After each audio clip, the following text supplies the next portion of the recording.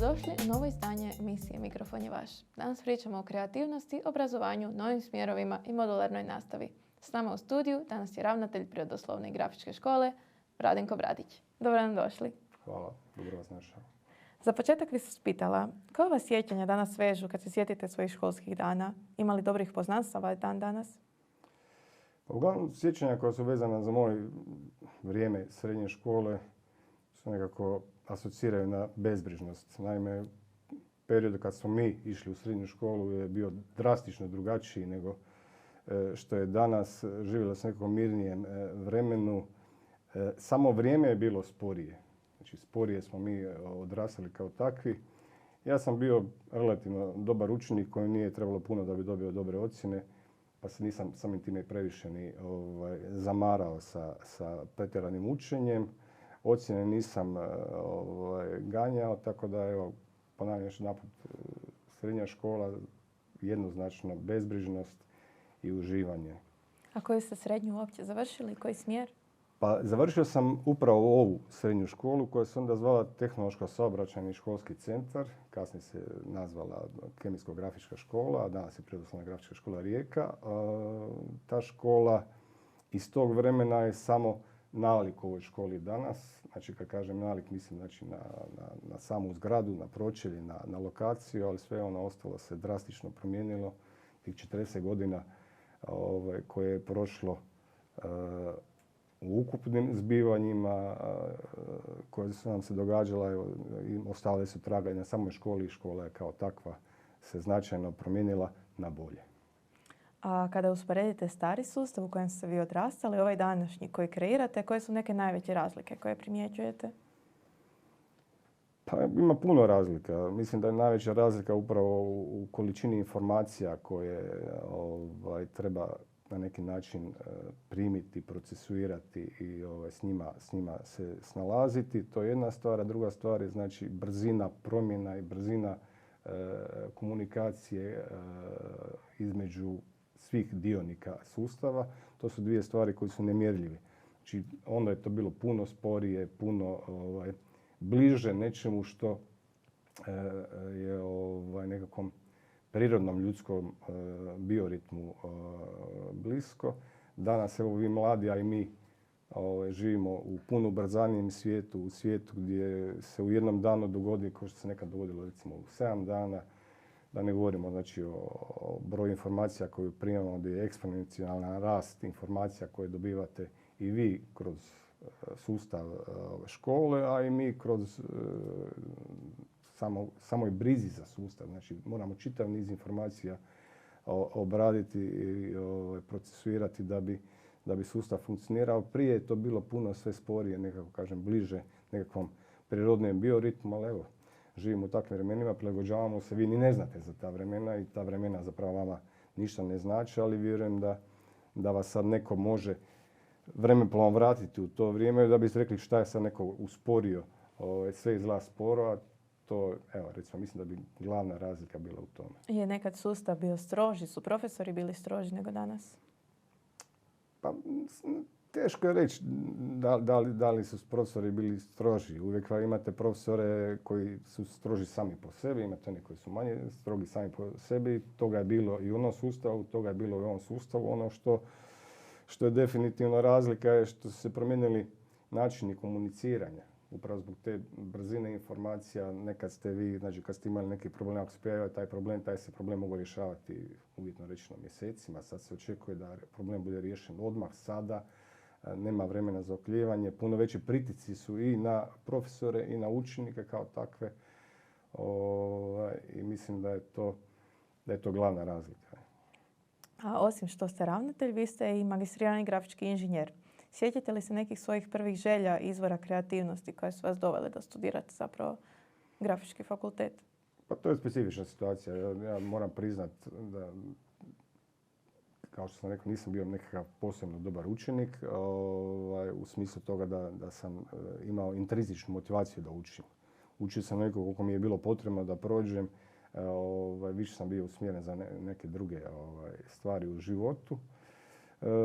Međutim, kad sam se vratio iz vojske, bila je opcija ili ići studirati ili ići raditi. meni je neka opcija ići raditi bila bliža. Išao sam raditi i tada sam zapravo shvatio da to i nije tako dobra odluka u tom trenutku. Naime, te 87. 88. je bila ogromna inflacija u ondašnjoj Jugoslaviji, puno veća nego što je ova koju sad imamo, iako se svi bojimo. I to me dosta onako naučilo pameti. Pa sam rekao, mislim, nema smisla da radim za plaću koju do kraja mjeseca izgubim vrijednost. Idem ja dok prođu te krize, ne znajući kada će proći kriza. Kriza može proći za mjesec dana, može proći za 2 mjeseca, može za godinu dana ili 5 godina. Idem ja studirati, pa ću onda za 5 godina možda bude bolja situacija u društvu, u državi. Ja ću imati fakultet, pa ću samim time vjerojatno imati bolju plaću i to je znači bio glavni motiv zašto da idem studirati.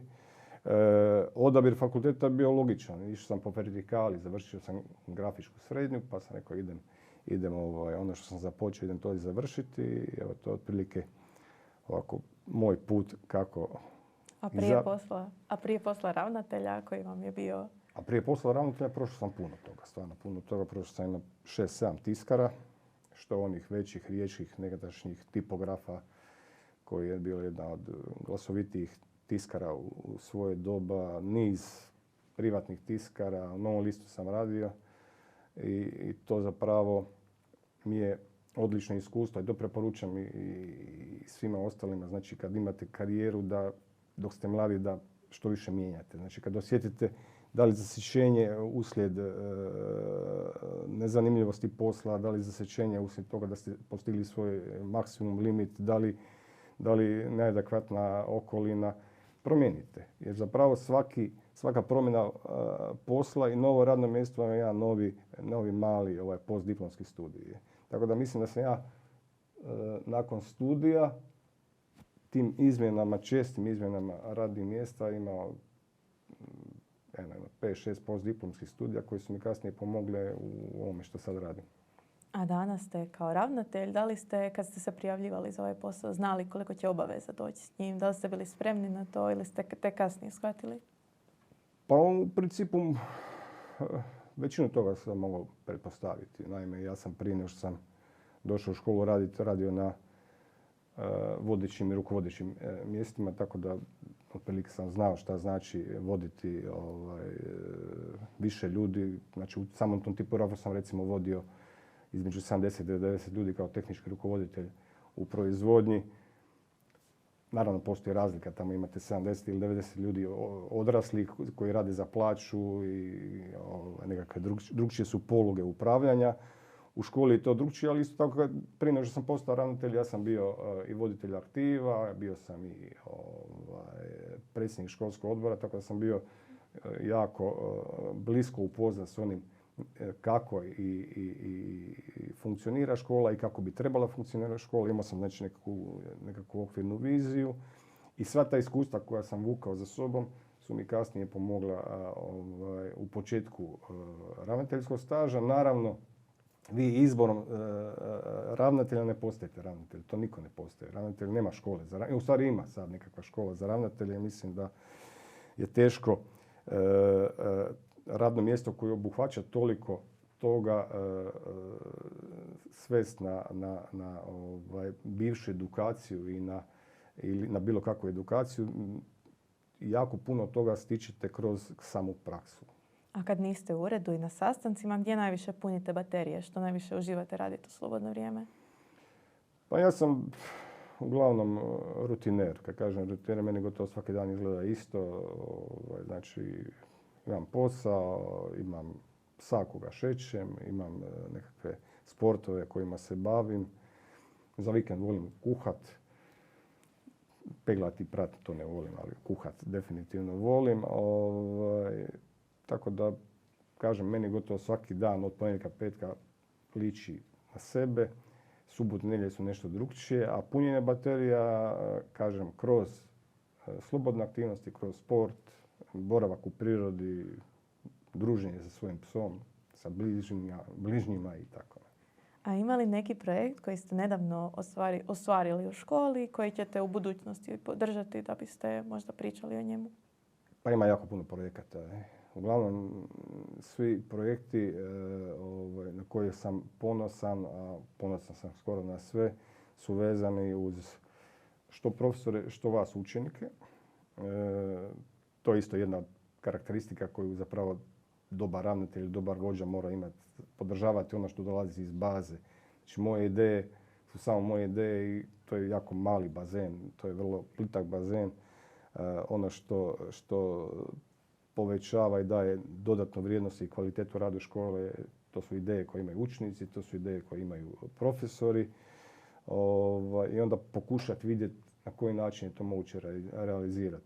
Tako da većinu stvari koje mi jesmo izrealizirali i koji se realiziraju ili koji će se realizirati idu upravo tim tijekom. Evo, sama ova emisija Mikrofon je vaš dobila je nekakav svoj začetak prije jedno 3-4 godine u razgovoru sa pročelnicom Stilin, gdje sam joj naznačio da imamo nekakvu ideju da u jednom prostoru oformimo, odnosno stvorimo uvjete za nekakav studio.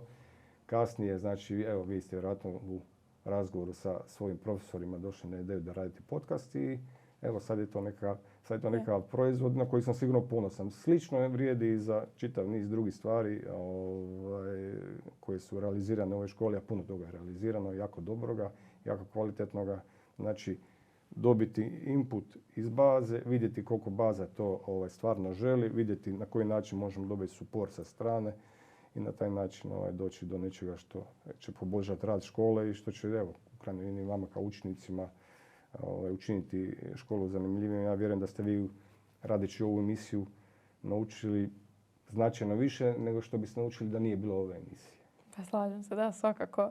A sad bi se dotaknula malo i ove nove modularne nastave. Mi njoj nismo doživjeli. Ona je tek ove prve godine. Koji je nekako vama napredak? Privodi se kraju, što kažu učenici, što kažu profesori? Gdje još ima mjesta i vremena za napredak? Daleko je to od kraja. Mi smo tek na početku, znači još nismo odigrali ni prvu četvrtinu. Prava evaluacija bi trebala biti kad prođe 4 godine. Ono što možemo reći već u startu i što je definitivno kvaliteta modularne nastave, a to je da su iste razine, iste obrazovne razine su poravnate, znači, u svim strukama. To prije nije bio slučaj i mislim da je to zapravo najveći dobitak modularne reforme. Znači, razina 4.2 ili 4.1 ima isti opći obrazovni dio, zavisno o razini, koji su samo u strukovnim modulima i mislim da je to zapravo najveći dobitak modularne reforme. A sve ovo ostalo što će se vidjeti kroz ove 4 godine može se korigirati, vjerujem da će se korigirati na bolje, ali kažem, ovo kao startna osnova mislim da je svakako najveći plus. Osim modularne nastave, još jedan novitet su zapravo razni novi smjerovi koji se razvijaju uz tu modularnu nastavu. Jedan od njih koji se upisuje ove godine je 3D dizajner. Možete li možda malo više reći o tome? Grafički 3D dizajner. Pa mogu reći, ja sam, osobno sam bio ja sam bio voditelj radne skupine za izradu standarda zanimanja kad se izrađivao standard zanimanja ne samo za grafičkog 3D dizajnera, nego i za ostale smjerove. I sjećam se kad smo radili ankete kod poslodavaca da je to već onda djelovalo jako zanimljivo. Međutim, to je bilo prije nekih 5 godina. To vam samo govori, recimo, koliko je sustav u tom smislu spor.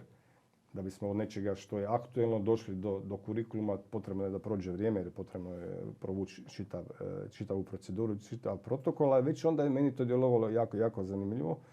Kao takvo, jer kad se kaže 3D, onda se misli na neko određeno područje, a zapravo 3D ima jako puno područja. Ono gdje se mi razvijamo, a to je, znači, grafički 3D dizajn, znači to je onaj 3D koji je vezan, znači, za grafiku i sve ono gdje grafika kao takva može to aplicirati. Mislim da je to sigurno dobro, i vjerujem da će biti interesa i da kao takvi trebamo pratiti taj smjer. Grafički 3D dizajner je zapravo nama nastavak niza koji mi već imamo 20 godina. Naime, vi ste medijski tehničari, znači 2007. ako se ne varam, medijski tehničar ušao prvi put u obrazovni sustav, pa je ušao web dizajner, pa je prije toga ušao ekološki tehničar. Znači, naša škola je zapravo bila uvijek ta koja je te nove smjerove brzo gledala da aplicira, brzo da ih primijeni kod sebe. Mislim da je to zapravo jedini ispravan put za svaku strukovnu školu.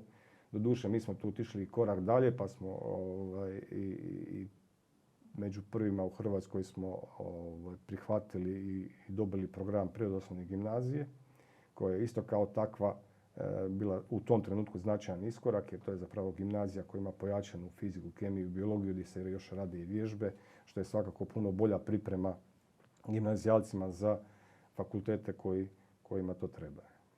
A kao što sam već rekla, Rijeka je od uvijek bila ispred vremena, vi ste to potvrdili, imamo i balet, i suvremeni ples, IB programe, sad grafičke 3D dizajnere, medijske tehničare. Razmišljali su o uvođenju smjerova vezanih uz umjetnu inteligenciju ili obnovljive izvore energije, poput zelene energije? Pa što se tiče zelene energije, mislim da postoje već škole, naši susjedi, tehnička škola, oni imaju nešto u tom smjeru. To je uglavnom vezano za tehnologiju i za energetiku. Naši smjerovi odnosno naši sektori to ne pokrivaju. Ono što naši sektori svakako pokrivaju direktno, to je umjetna inteligencija. I mislim da će umjetna inteligencija u određenim kvalifikacijama i našim zanimanjima stvoriti određenu, smanjiti prostor, da tako kažem, za toliki broj kvalifikacija, ali svakako da će umjetna inteligencija smanjivši prostor za veći broj kvalifikacija istovremeno otvori prostor za veću kreativnost. Umjetna inteligencija kao takva već sljedeću godinu ulazi kao fakultativni predmet u sve srednje škole u Hrvatskoj, znači nekoj općoj razini, a znači na ovoj usko strukovnoj to treba vidjeti kako će se razvijati. Kažem, moje nekakvo viđenje da će iako umjetna inteligencija se zapravo najbrže i najsnažnije razvija upravo u ovom digitalnom dijelu, da će sigurno napraviti određene pomake obzirom na kvalifikacije koje mi imamo, ali će istovremeno pojačati mogućnost većeg izražavanja kreativnosti. Kažem, umjetna inteligencija kao alat plus kreativnost čovjeka, onda se dobije bolji proizvod. A rekli ste o fakultativnom predmetu umjetna inteligencija. Da li ima još nekih koji se učenici mogu uključiti s obzirom da već pričamo o upisima? Ima li još nekih poput škole i zajednice? Da, od fakultativnih predmeta svako imamo školu i zajednicu, imamo čitav niz drugih mogućih fakultativa. Nama je fakultativni predmet u gimnaziji osnovne ekologije i talijanski jezik. Tako da fakultativni predmeti da, apsolutno, ali kažem, umjetna inteligencija ulazi kao fakultativni već sljedeće godine na nivou cijele Hrvatske. A svake godine slušamo kako nam nedostaje obrtnika. Kako motivirati nekog riječkog osmaša da upiše strukovnu, a ne gimnaziju? Koji je neki presudni razlog zašto upisati struku? Koji je presudni razlog? Ja uvijek govorim isto, a to je zapravo izbor treba biti od učenika. Sad, obzirom da se konjunkture mijenjaju, u posljednje vrijeme je veće traženje znači, za strukovnih zanimanja. Učenici su zainteresirani za strukovna zanimanja u posljednje vrijeme, ali se istovremeno imamo i drugi moment, a to je povećava se broj gimnazijskih odjeljenja i mjesta u gimnazijskim odjeljenjima. Moje opće mišljenje je da zapravo svako treba upisati ono za što osjeća sklonost i da tada može očekivati bolji rezultat. Ako vi upisujete gimnaziju zato što vam je neko rekao da upišete gimnaziju, mislim da ste pogriješili. Isto tako ako je neko rekao da je super biti medijski tehničar, a niste za to, iako ja smatram da je medijski tehničar fenomenalna kvalifikacija, mislim da je to pogreška. Ono što treba omogućiti, zapravo obrazovni sustav bi trebao upravo to i omogućavati, da sve ono što učenici žele upisati, da to mogu upisati. Vrlo često se tu pojavljuje jedna teorija o tome da tržište to trenutno ne traži ili tržište to trenutno traži. Ne postoji nitko u Hrvatskoj, ja garantiram, koji u ovom trenutku može znati šta će biti za 10 godina na tržištu rada. A učenici koji sad upisuju, odnosno sad će upisati za 2 mjeseca neku srednju školu, oni će tad otprilike ili završavati fakultete ili slično. I sad njima reći da im je bolje da upisuju ovo ili ono i praviti se u tom smislu prepametan, mislim da je to mislim da jednostavno ne stoji. A kako se u školi, na primjer, balansira između starog zanata grafike i zapravo tiskanja zapravo sa strojevima i digitalne revolucije? Da li učenici još uvijek moraju znati osnove crtanja rukom ili je olovka službeno umrla i zamijenjena je sa 3D tabletima i tabletima za crtanje? Pa mislim da olovka, kist ili sve ono što jača motoriku ne bi smjela nikako nestati. Ne samo iz škola, nego općenito iz života mladih ljudi, jer evo, nije to nikakva posebna mudrost, zna se da sav razvoj mozga je vezan i za motoriku. Znači, ako nemamo motoriku, onda imamo probleme i sa ostalim stvarima. Isto tako ne možemo izbjeći digitalno doba. Ne da živimo, mi smo duboko u digitalnom dobu. To će se još dodatno produbiti, znači sa iznimno snažnim alatom kao što je umjetna inteligencija. Ali zapravo po meni jedino rješenje je naći pravu ravnotežu. Ravnoteža je u tome znači da iskoristimo sve te, nazovi stare alate, tu olovku s kojom dijete može kist, šta god crtati, loptu, je tako, da bi se razvile mlade osobe, a istovremeno prihvatiti sve ono što nosi digitalno doba. To je zapravo i najveći izazov, naći pravu mjeru između te dvije stvari. Ko to prvi uspije, ko tu bude najuspješniji, mislim da će imati i uspjeha i u edukaciji nekih novih mladih generacija. Spomenuli ste loptu, imate snagu sporta u obitelji, kći vam je na Kineziološkom fakultetu, vi ste na košarci rekreativno.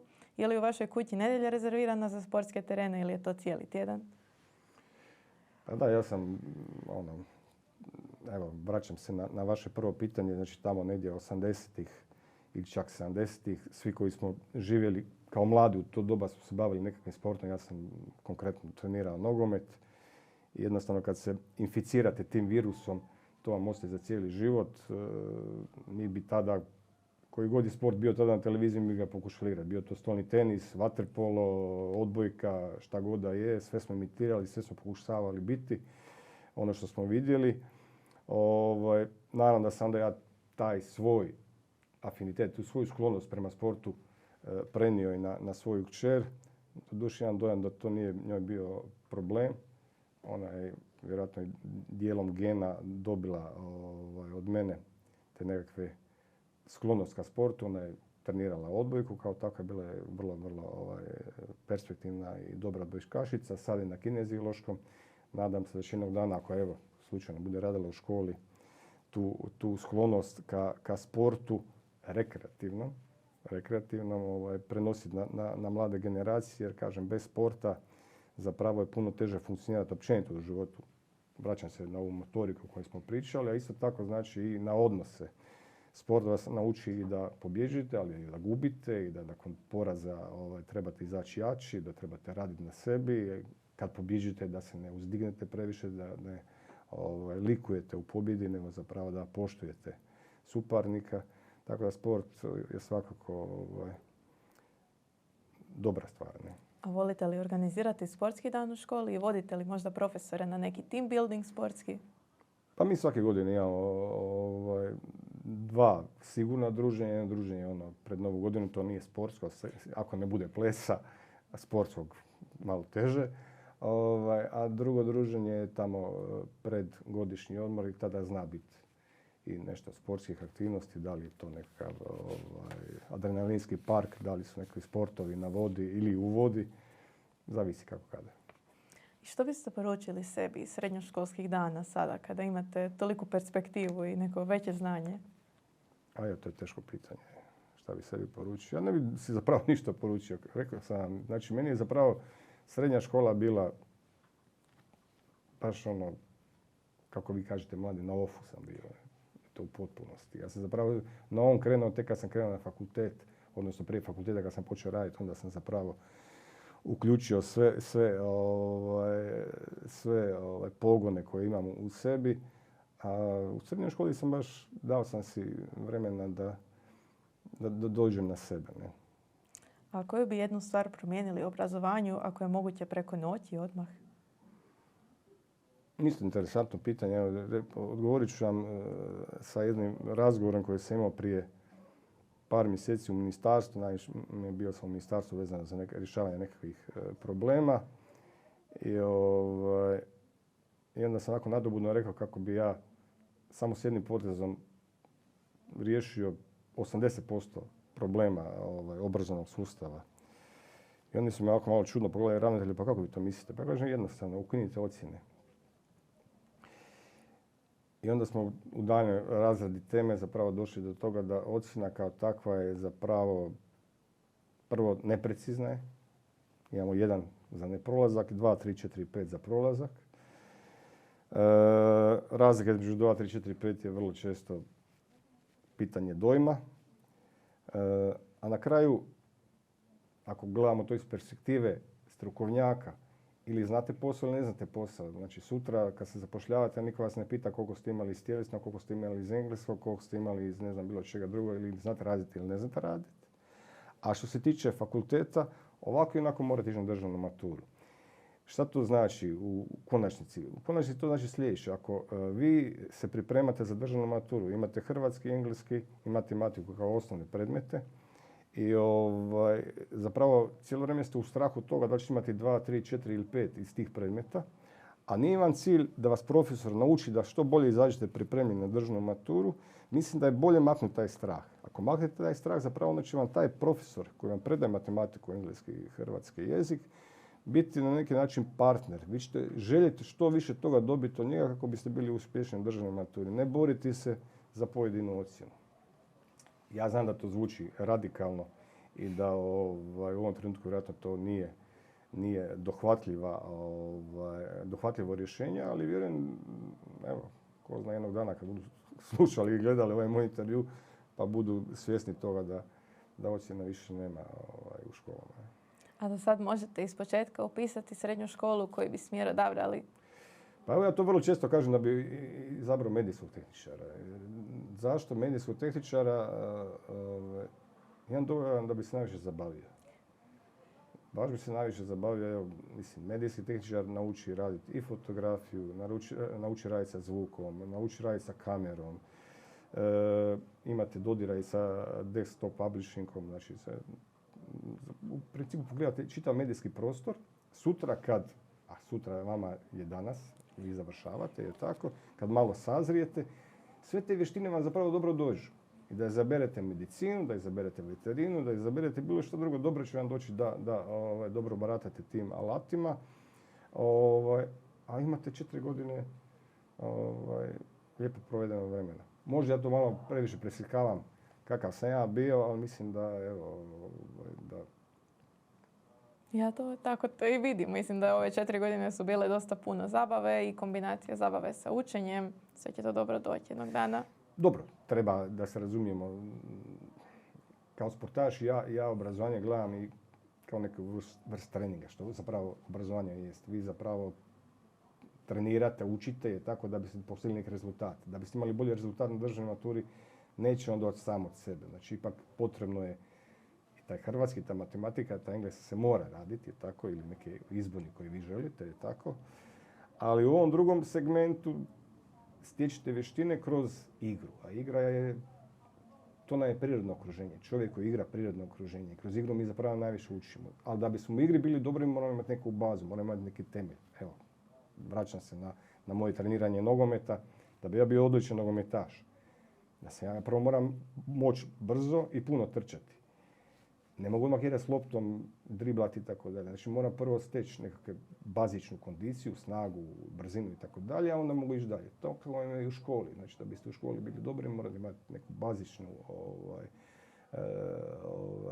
bazično znanje, morate imati prvenstveno radne navike, a i trebate se zabaviti. Jer ako se ne zabavljate, onda zapravo ništa od toga.